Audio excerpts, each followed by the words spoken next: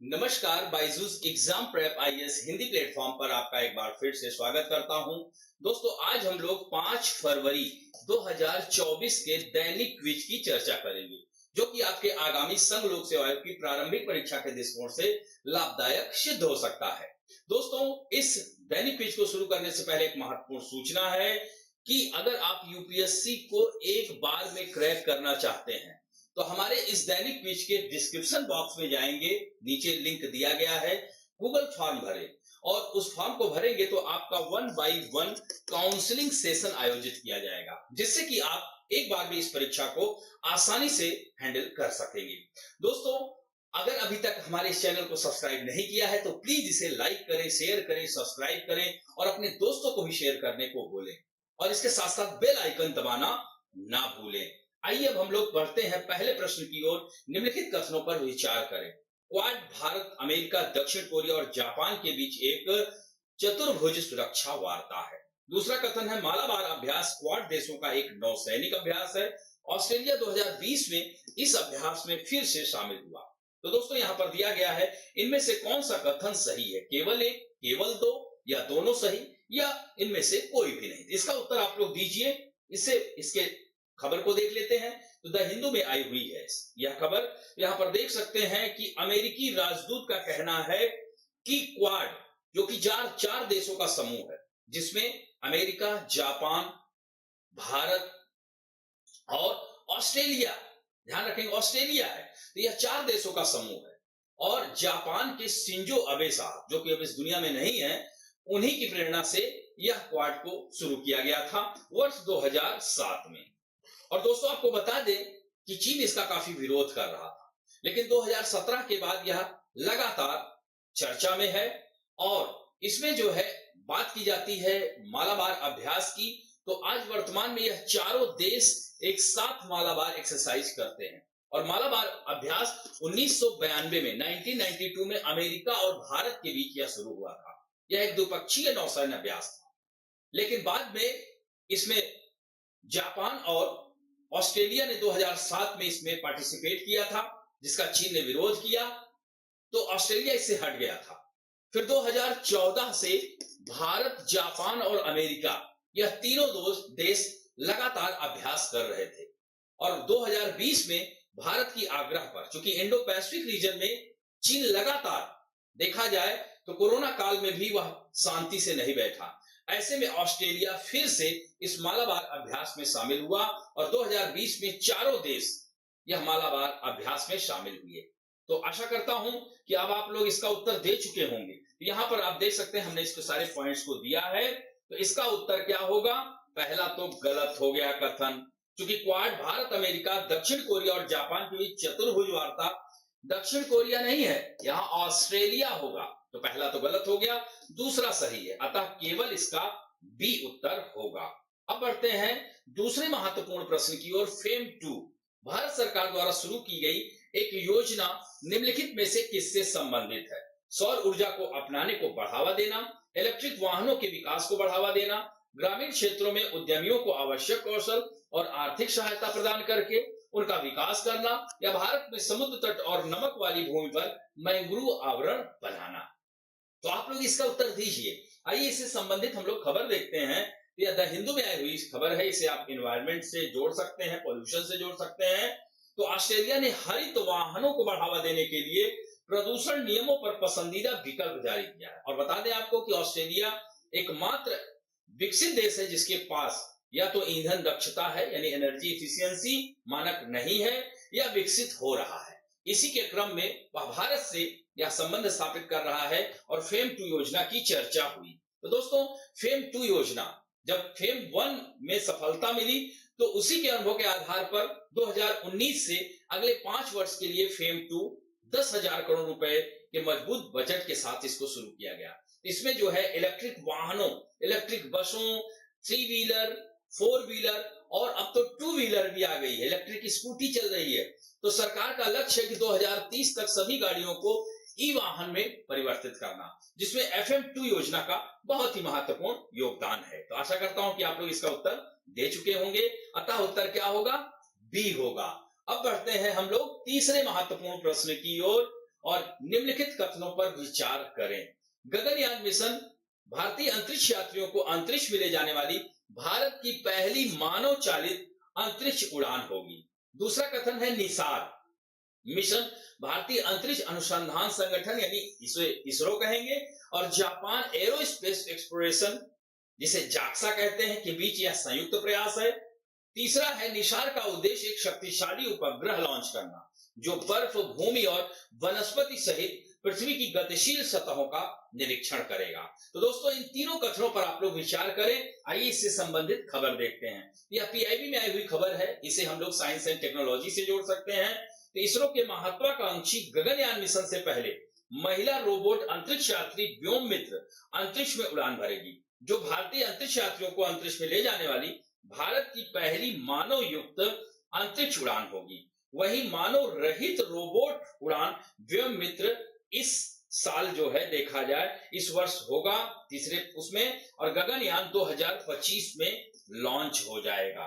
तो दोस्तों यह देख सकते हैं व्योम मित्र, जिसका मतलब ही होता है अंतरिक्ष। तो इस तरह से इसको डिजाइन किया गया है कि इसमें अंतरिक्ष के वातावरण में मानव कार्यों का अनुकरण किया जा सके और इसका लाइफ सपोर्ट सिस्टम के साथ तारतम्य बैठाया जा सके।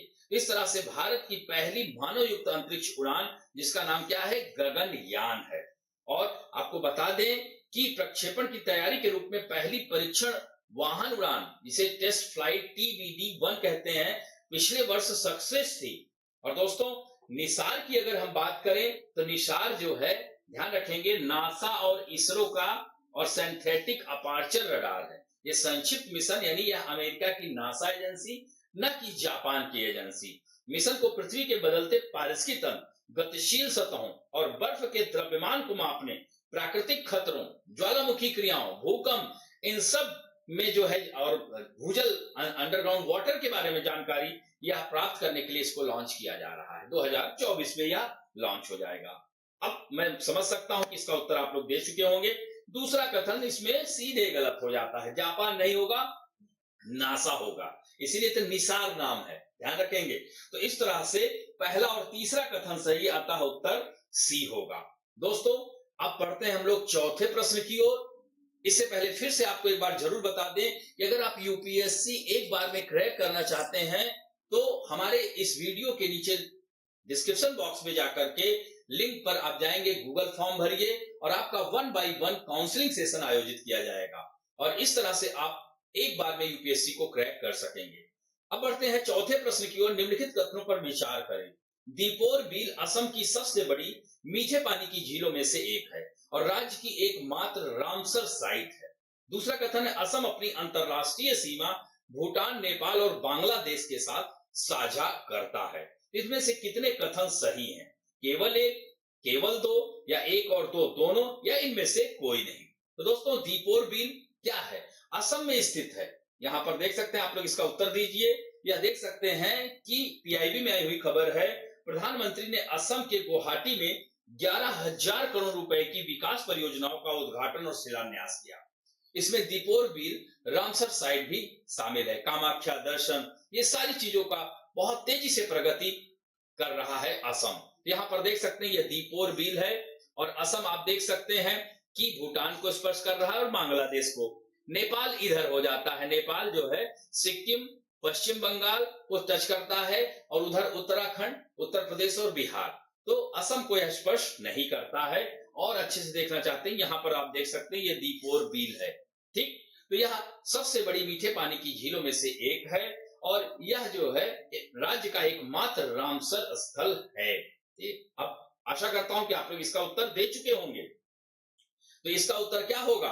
पहला सही है, दूसरा गलत है। नेपाल को भी स्पर्श कर रहा है, तो ऐसे में गलत हो जाता है, केवल एक सही है, अतः उत्तर क्या हो गया? ए हो गया।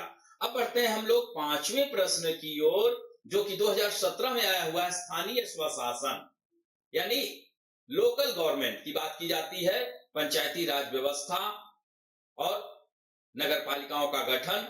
तो 73वें संविधान संशोधन के तहत पंचायती राज का गठन किया गया, यानी पंचायती राज का गठन अनुच्छेद 40 में भी बात की गई है और 73वें संविधान संशोधन के तहत या संविधान की 11वीं अनुसूची और 74वें संविधान संशोधन के तहत 12वीं अनुसूची में नगर पालिकाओं को जोड़ा गया। तो इसमें जो है क्या है, सीधे सीधे सत्ता का विकेंद्रीकरण यानी लोकतांत्रिक विकेंद्रीकरण की बात करता है।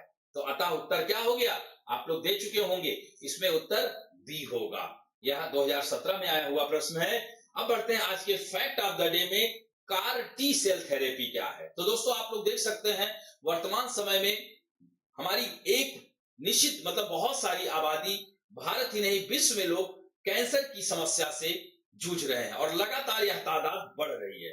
भारत में हर साल 14 लाख मरीज कैंसर की बीमारी से जूझते रहते हैं। जैसे पुरुषों और महिलाओं में कैंसर अलग कई प्रकार के कैंसर होते हैं, जैसे लंग्स कैंसर सुना होगा, प्रोस्टेट कैंसर होता है। तो बहुत सारी जो है यह कैंसर से जूझते रहते हैं। तो निजात पाने के लिए प्रयास किया जा रहा है वैज्ञानिकों के द्वारा। तो इसमें काइमेरिक एंटीजन रिसेप्टर जिसको CAR यानी कार टी सेल थेरेपी, जो कि ब्लड कैंसर से पीड़ित मरीजों के लिए यह एक नई आशा की किरण लेकर के आई है। और यह थेरेपी उन मरीजों के लिए है जिन्होंने कीमो कराए हैं, सर्जरी या ट्रीटमेंट के बाद भी कैंसर नहीं रुकता है, बढ़ता जाता है, उसके लिए यह कार टी सेल थेरेपी बहुत ही वरदान सिद्ध हो रही है। तो यह है क्या, तो जैसे नॉर्मल जो टी सेल्स होती हैं, तो कार टी सेल थेरेपी में मरीज की, जैसे मान लीजिए कि यह व्यक्ति है, तो इसकी कोशिकाओं को उपयोग किया जाता है, इसकी कोशिकाओं को लेकर के इसको कार टी सेल में चेंज कर दिया जाता है। यानी रोगी के शरीर में से कैंसर सेल्स को निकालकर लैब में इसे संशोधित किया जाता है, फिर से रोगी के शरीर में इसे प्रवेश कराया जाता है। हालांकि कार टी सेल थेरेपी काफी प्रभावी है, लेकिन फिलहाल इसका प्रयोग ल्यूकेमिया यानी ब्लड कैंसर, लिम्फोमा के उपचार के लिए किया जा रहा है। तो दोस्तों कार टी सेल में मरीजों के इलाज में यह बहुत ज्यादा लाभ कर रहा है। हालांकि ये महंगी है, इसके आप जैसे आ जाए चुनौतियां, उसमें आप लिख सकते हैं। इस थेरेपी में मरीज के खून से, यानी यहां से इस मरीज से ब्लड लिया गया, तो इस टी सेल को लिया जाता है, फिर एक रिसेप्टर की मदद से जीन को प्रयोगशाला में टी कोशिकाओं से संयोजित किया जाता है और इस तरह से रोगी के कैंसर कोशिकाओं पर एक निश्चित प्रोटीन को लक्षित करता है और इस विशेष रिसेप्टर को काइमेरिक एंटीजन रिसेप्टर, इसी को कार टी सेल कहा जाता है, ध्यान रखेंगे। तो इस तरह से इसका इलाज काफी लाभदायक है। अभी हालांकि बड़े पैमाने पर इसका यूज नहीं किया जा रहा है क्योंकि यह काफी महंगी प्रक्रिया है। भारत में भी हालांकि यह शुरू कर दी गई है। तो इस तरह से आज हमने 5 प्रश्नों का चर्चा किया और साथ में यह एक फैक्ट ऑफ द डे। दोस्तों फिर से आपको याद दिलाना चाहता हूं कि अगर आप यूपीएससी को एक बार में क्रैक करना चाहते हैं तो प्लीज आप लोग गूगल फॉर्म भरें और आपका 1 by 1 काउंसलिंग सेशन आयोजित किया जाएगा, जिससे कि आप एक बार में यूपीएससी को क्रैक कर सकेंगे। और दोस्तों आज का हमारा यह वीडियो आप लोगों को अच्छा लगा हो तो please like, share, subscribe, comment करना ना भूलें। और आज के लिए आप लोगों के लिए होमवर्क है दीपोर बिल रामसर साइट किस राज्य में स्थित है। दीपोर बिल रामसर साइट किस राज्य में स्थित है। दूसरा महत्वपूर्ण प्रश्न है कि बांग्लादेश को भारत के कौन कौन से राज्य स्पर्श करते हैं। बांग्लादेश को भारत के कौन कौन से राज्य स्पर्श करते हैं। और तीसरा महत्वपूर्ण प्रश्न है कि क्वाड में कौन कौन से देश शामिल हैं। इस तरह से इन तीनों प्रश्नों का उत्तर जरूर दीजिएगा। आशा करता हूं कि आज का वीडियो आप लोगों को अच्छा लगेगा। तो अच्छा लगे तो प्लीज लाइक, कमेंट, शेयर और सब्सक्राइब करना ना भूलें। धन्यवाद।